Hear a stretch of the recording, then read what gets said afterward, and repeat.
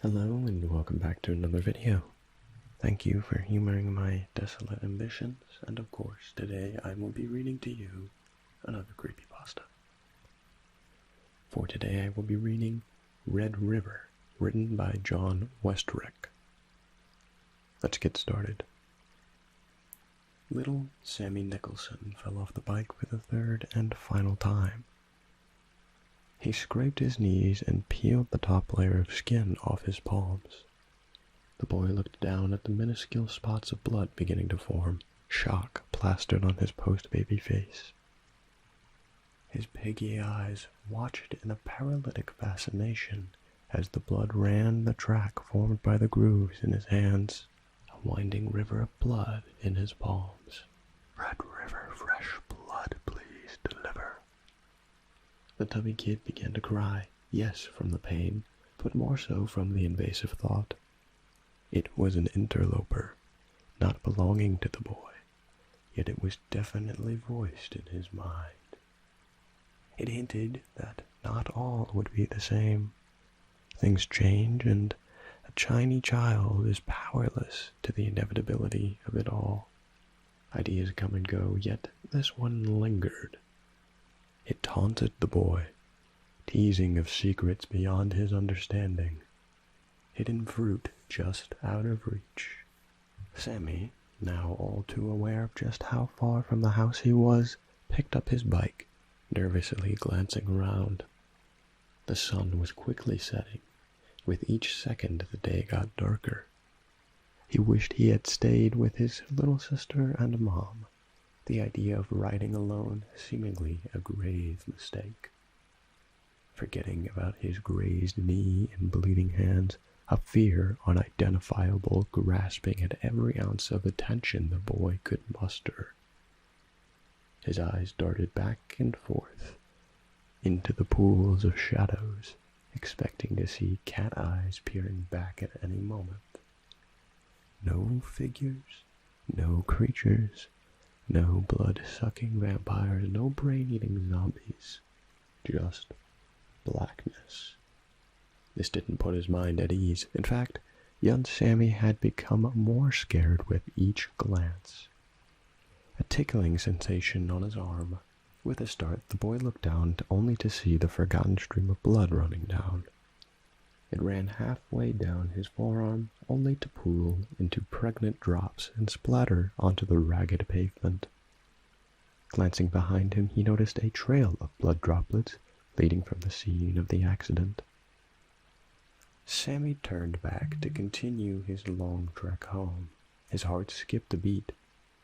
Standing about a football field's distance down from the road blocking his way home, a man.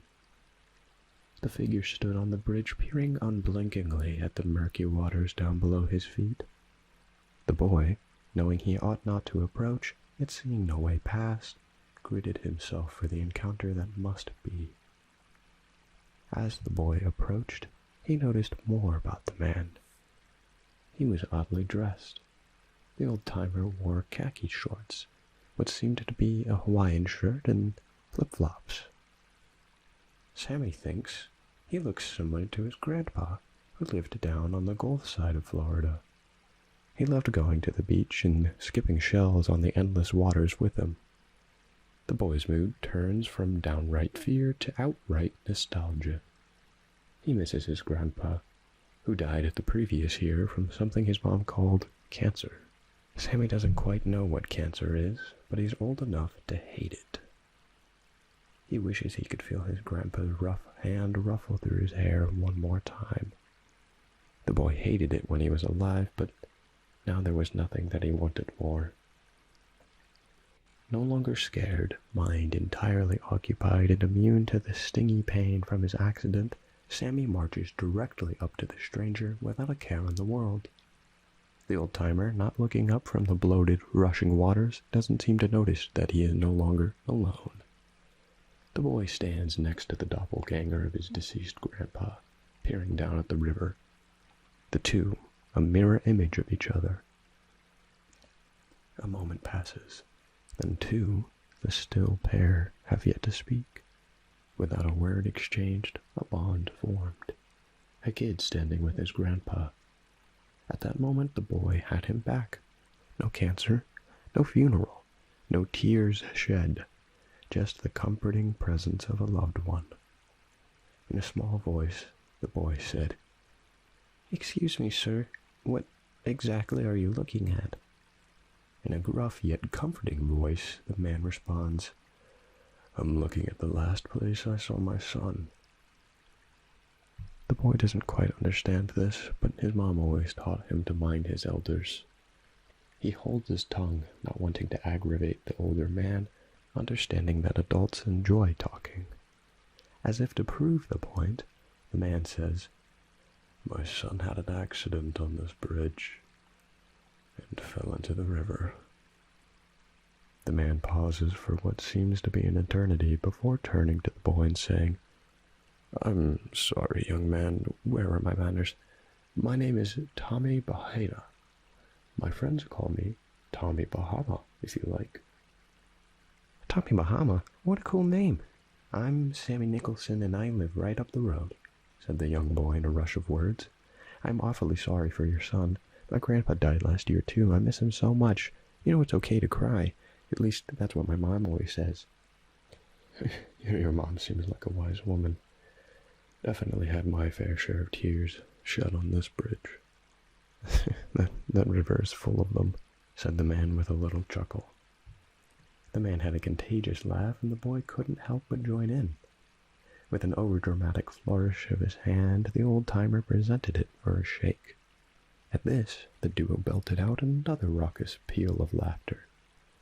Sammy, completely forgetting his wounded hand, extended it to meet the man's. The old-timer looked down and noticed the blood. He stood erect, a queer smile dancing across his face. His face seemed to slide, distorting the comfortable features. The boy saw a man in a new light. Well-weathered wrinkles turned into sharp cracks. Bags turned into shadows hiding secrets. Dim, tired eyes became hungry, seeking pits, looking for their next meal. Sammy recoiled from the man, the fear he experienced earlier being reignited.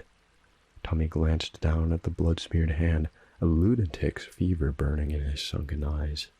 The twisted man looked at the boy, thirst clearly visible on the dark landscape of his face. In the same careless estimation a lion sizes up the buffalo, the elderly man studied the child. When the boy was certain that the man was going to pounce, the friendly face seemed to reappear as if it had never left. The boy, unsure of what he had just saw, took a healthy step back from the man. In a voice a bit shaky, the boy said, "It was nice meeting you, but my mom will be wondering where I got off to. I should get going. Besides, I'm not supposed to talk to strangers." "It's never good to worry your mom, but it's not quite night yet. I'm sure she won't mind you chatting a bit with an old-timer like myself," said the man in a reasonable tone. "Sammy, do you like stories? I love them, and I'm old, which means I've got the best ones. When I hear one..." The man looked so lonely and eager to tell a story, the poor boy could hardly resist. "You promise it'll be a short one? I really do need to get home," the boy exclaimed. A somber-looking Tommy responded, "Cross my heart." With a goofy crossing gesture, the older man had the pair laughing once again. Sammy, starving for the old stories his grandpa used to tell, excitedly nodded his head. "Do me one favor first, Sammy. Look down into the river," said the serious man. The boy looked down into the gurgling waters below. The water, in the golden light from the fading sun, looked red, a dark red of blood fresh from the vein. Oddly enough, the boy thought of the blood running in the grooves of his palms. That delirious mantra rushed back into his mind. Red river, fresh blood, deliver. The undesired phrase repeated in his mind like a scratched record. The red river flooded his mind, tearing at the dams of his sanity. It threatened to scoop him up in its rush of madness, to leave him stranded on the banks of lunacy. Just as the boy thought he could not bear to hear it uttered one more time, the old man spoke once again. The Red River is beautiful in the moments before the sun goes down. You see, it's the minerals in the water that, when the sun hits it just right, causes it to look like a river of blood. It always tends to remind me of the mortality of the human race. If you really think about it, we're nothing more than streams of blood. We have more in common with this river than we think. When the heart stops pumping, then we end. Just like this river eventually will run its course and dead end. The boy did not enjoy the old-timer's musings. They frightened him. It was just too similar to the eerie mantra that had been living rent-free in his mind. Sammy, determined to not allow the incessant rhyme to return, blurted out, "Can I hear the story now?" Not even giving the boy a passing glance, the man nodded. "This place is a sacred place. It calls people to its burgundy banks. Natives used to fear it. They believed that the river calls for blood to fuel its eternal flow." The man sighed as if releasing a great weight. The boy saw no humor left in the man's blank face. His face was void of all emotion. Sammy's heartbeat began to thud, hammering away like a man trying to escape. The man turned from the winding curves of the river to look at the boy with sympathy in his eyes. In a regretful tone, the man began the story. A Spanish conquistador came to America looking for the streams of eternal life. He dedicated his whole life to the affair. His men were driven beyond their breaking point. They abandoned him, stealing his supplies and leaving him to die. One man stayed with the old conquistador. One man of 100, loyal to his cause. This man was his son, who grew up on the adventures his father shared. He vowed to his broken, beaten-down father that he would see it through. The man was proud, knowing that his son would do anything for him. They had been without food for nearly 2 weeks. They were diseased and their bodies were being consumed by their own insatiable hunger. The adventurers came to this area. For days they had been led to this river. They heard it calling them, "Red River, Red River, fresh blood, please deliver." This mantra filled their consciousness. They dreamed of red rivers. They trudged forward. Their feet began to bleed and their skin blistered from the cruel heat. They felt no pain until, similar to us, they looked from the banks to see the river of blood below them. 5 years later, the old conquistador returned alone. Young Sammy stared at the river in disgust, entirely shocked that the man had quoted the incessant riddle he had been hearing since he fell off his bike. Unable to move, paralyzed by fear, the boy asked, "What was the old conquistador's name?" The man looked at the boy with a sly grin. "Very good. You might be the first one to make that connection. I do appreciate a smart boy. His name was Thomas Bahena."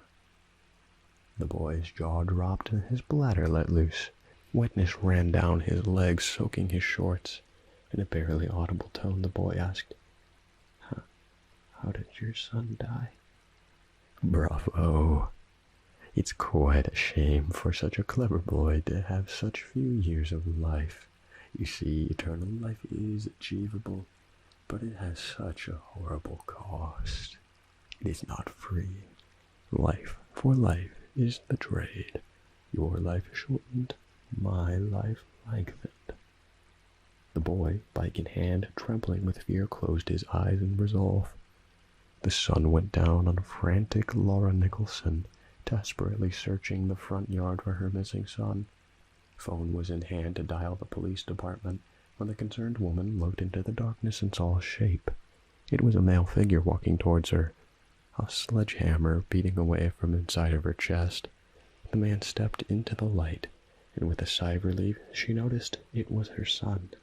She went to embrace him, yet something deep inside her cringed at his sight.